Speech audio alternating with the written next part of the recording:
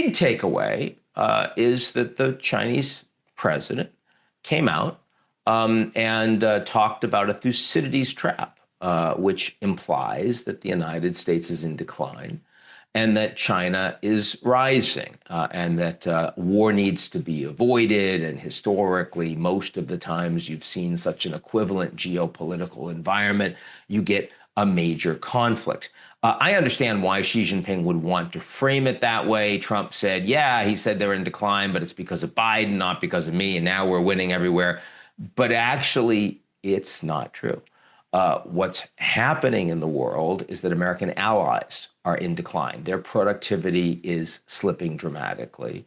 Their demographics are mostly poor. They're not investing adequately in technology or yet in defense. And the Americans are.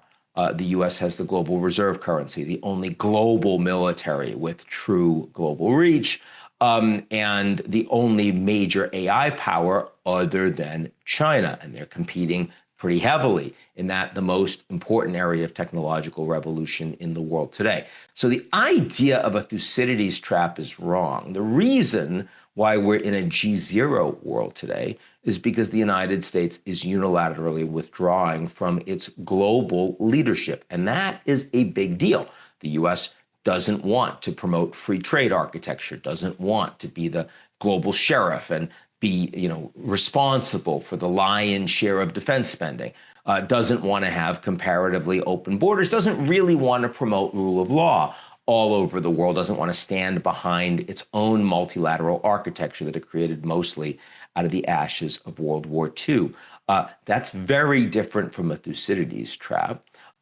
China certainly is doing extremely well. Both leaders kind of want to show that they're the leaders that matter in the world and everybody else is kind of second rate.